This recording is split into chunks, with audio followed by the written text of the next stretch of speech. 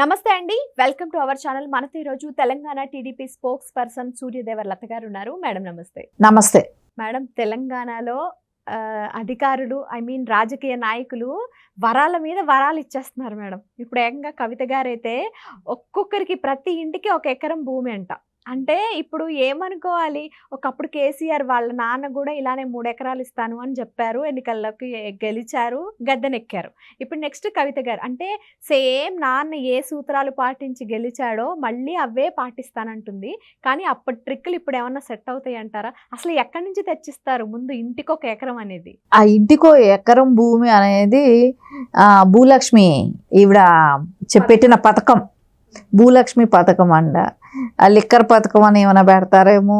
ఇంకా వీళ్ళు రకరకాల పథకాలు పెట్టుకుంటా వెళ్తే ప్రజలు వినేవాళ్ళు ఎవరైనా ఉన్నారా? ఇలాంటి గతంలో మీరు చెప్పినట్టు కేసీఆర్ గారు 3 ఎకరాలు దళితులకు ఇస్తానని చెప్పేసి అధికారంలోకి వచ్చిన తర్వాత ఇచ్చింది అంటూ ఏమీ లేదు.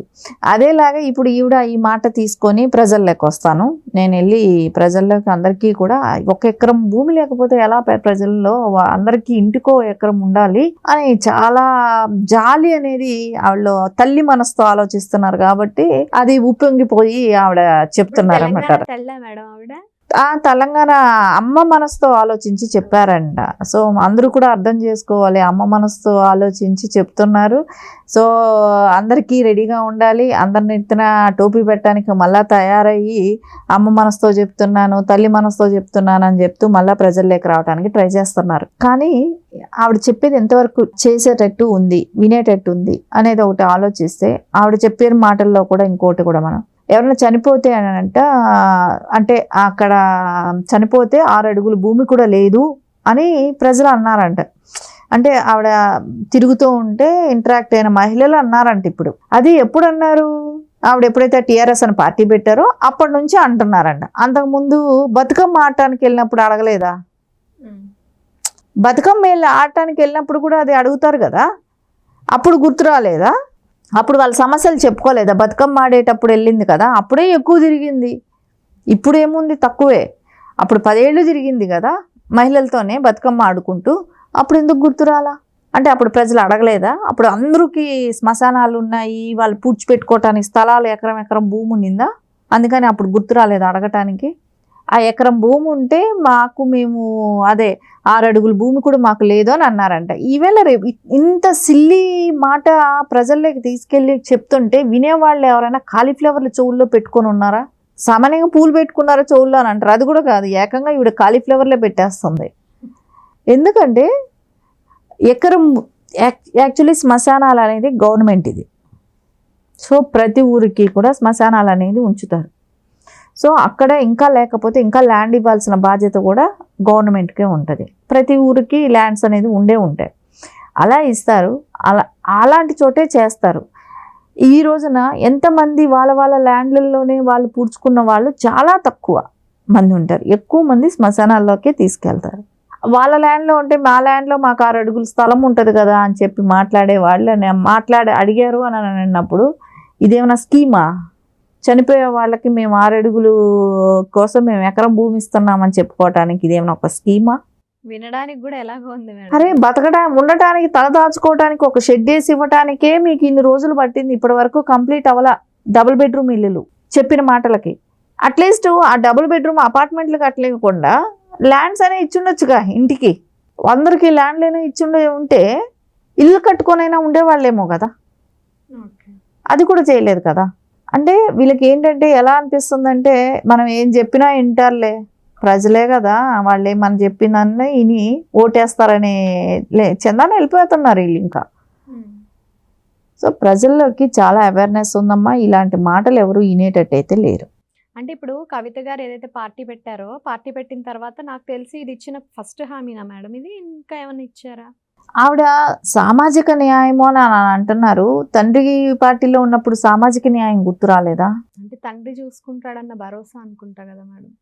ఇంకోటి ఏమంటే ఆవిడ మాట్లాడిన మాట ఉద్యమకారుల గురించి ఆవిడ ధర్నా చేశారు. ఈ మధ్య చూసాం మనం అందరం. దాన్ని ఎందుకు అట్లా వదిలేశారు? అయిపోయింది. ఆ రోజు ఒకరోజు ధర్నా చేశారు, దాని గురించి అయిపోయింది.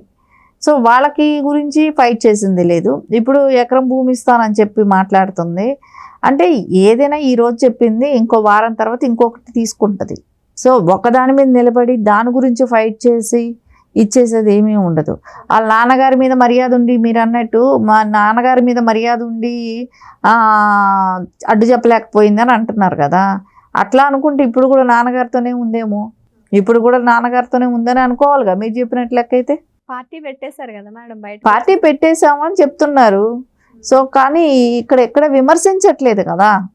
వాళ్ళు 10 సంవత్సరాల టైంలో ఎందుకు చేయలేకపోయారు అనేది ఓపెన్గా చెప్పట్లేదు. ఇంకా చాలా విషయాలు రావాలి. అరే కాళేశ్వరంలో అన్ని కోట్లు తిన్నారు, వీళ్ళు మాటలన్నీ ఇంకా ఎవరు నమ్ముతారు? అవన్నీ బయట రావాల్సింది ఉందిగా. ఓకే, నాకు ఒక డౌట్ మేడం. బేసికల్గా ఇప్పుడు ఏదైతే రైతు భరోసా అనేసి కేసీఆర్ గారు పెట్టారో, అంటే ఇప్పుడు ఒక 2 ఎకరాలు 3 ఎకరాలు లిమిట్ అనేది లేకుండా 10 ఎకరాలు 20 ఎకరాలు 30 ఎకరాలు ఉన్న వాళ్ళకి కూడా ఈ రైతు భరోసా ఇవ్వడం వల్ల సాధారణ ఎవరైతే రైతులు ఉన్నారో వాళ్ళు నష్టపోయారు. ప్రభుత్వ నష్టం జరిగింది, అది ప్రజల డబ్బే.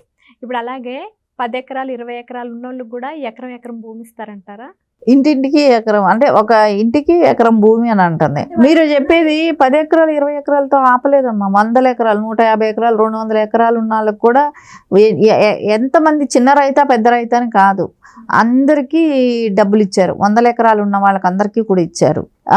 ఎకరానికి 4,000 చొప్పునేమో ఇచ్చినట్టున్నారు. అందరికీ డబ్బులు వచ్చాయి. అది మామూలుగా చేస్తుంటే చిన్న రైతులకు వచ్చి ఉండాలి. రేపు పొద్దున ఏంటంటే వీళ్ళు ఏం చేస్తారంటే అందరికీ ఎకరం ఇస్తామని చెప్పి అది కూడా పంచుకోవటానికి ప్రయత్నిస్తారంటానికి ఇక్కడ భూములు ఉండాలిగా. తెలంగాణలో భూములు ఉండాలి కదా. ఆల్రెడీ మెక్కేశారు కదా, అన్నీ అయిపోయినాయి, స్వాహా చేసేసారు. ఇంకేం భూములు ఉన్నాయని వీళ్ళు పంచుతారు.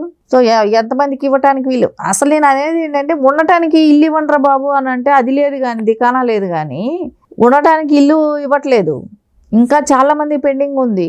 దాని విధంగా ఫైట్ చేయి. ఇప్పుడు ఇంకా ఎంతమందికి రాలేదో వాళ్ళ గురించి నిలబడు.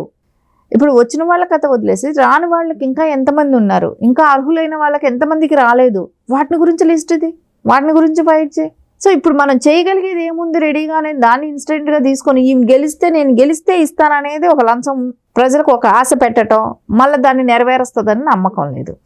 ముందే పని చెయ్యి, పని చేసి వాళ్ళకి ఇప్పించి నువ్వు ఓటు అడుగు. పని చేయాలంటే చేతిలో పదవి ఉండాలి కదా మేడం. చేతిలో పదవి లేకుండా ఏం చేస్తారు? నువ్వు అడగటానికి క్వశ్చన్ చేయలేవా? ఎంతమందికి రాని వాళ్ళు ఉన్నారు, ఆ లిస్టు తీ. రాని వాళ్ళు ఎంతమంది ఉన్నారు, ఆ లిస్టు తీ. అర్హులైన వాళ్ళకి రాకుండా ఉన్న వాళ్ళు చాలా మంది ఉన్నారు ఈ రోజున. సో వాళ్ళందరికీ లిస్ట్ ఇదే. మనం ముందు ప్రజల్లోకి వెళ్ళి ఆ లిస్ట్ తెచ్చుకొని మనం తర్వాత దాని గురించి మాట్లాడొచ్చు కదా. నేను గెలిస్తే నేను ఇట్లా ఇద్దాం అనుకుంటున్నానని చెప్పడం కరెక్ట్ కాదు. ఎందుకంటే ఇప్పుడు యాక్చువల్లీ ప్రాసెస్ అది ఇంకా కంటిన్యూ ప్రాసెస్ కాబట్టి నడుస్తుంది. నువ్వు లిస్ట్ తీసుకున్నావు అనుకో, దాన్ని ఎక్కించే అవకాశం గవర్నమెంట్ కూడా చేస్తుంది. అర్హులైన వాళ్ళని ఎవరిని కనిపెట్టి మనం చేస్తే అది ఖచ్చితంగా గవర్నమెంట్ కూడా ఆమోదిస్తుంది. ఆమోదించకుండా ఉంటే క్వశ్చన్ చేసే అవకాశం మనకు ఉంటుంది. అరే వీళ్ళు అర్హులు కనపడుతున్నారు కదా కళ్ళ ముందు.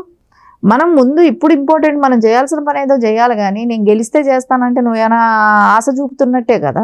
సో ఇక మీదట తెలంగాణ ప్రజలు ఎవరు నువ్వు చూపెట్టే ఆశలకైతే నమ్మరు. ముందు ఎవరైనా పని చేయండి, పని చేసి ప్రజల్లోకి వెళ్ళండి, పని చేయండి. తర్వాత మీరు చేసినవి చెప్పండి చూద్దాం. మీరు ఇప్పటి వరకు ఏమి ఉంటుంది, 2 రోజులకు ఒకసారి ప్రెస్ మీట్లు పెట్టి నేను అది చేస్తాను ఇది చేస్తాను అన్న సీఎంని చేయండి, నేనే సీఎం అని 100 సార్లు చెప్పుకుంటే అదేదో అంటారు కదా, నేను చెప్పుకోగా సీఎం అయిపోతానని అనుకుంటున్నారో ఏమో కానీ అట్లాంటి ఆశలు మటుకు నెరవేరవని అనిపిస్తుంది. మనం చెప్పుకుంటే అయిపోము, ప్రజల్లో నుంచి రావాలి. అది ప్రజల్లో నుంచి వస్తే అది సీఎం అవుట్ అనుకుంటుంది. నా అంతటి నేను చెప్పుకుంటే సీఎం కాదు కదా. సో ప్రజలు డెసిషన్ తీసుకోవాలి. ఆ ప్రజలు డెసిషన్ తీసుకోవాలంటే మిమ్మల్ని నమ్మాలంటే మీరు పనిచేసి ఉండాలి. మీరు మొన్నటి వరకు చేసిందన్నీ ఫ్లాప్ షోలే. ఇక మీద చేస్తారనేది కూడా ఇంకా నమ్మించడానికి చాలా కష్టపడాలి. సో ఇవన్నీ కష్టమైన పని కవిత గారిది. Okay, thank you madam. నమస్తే.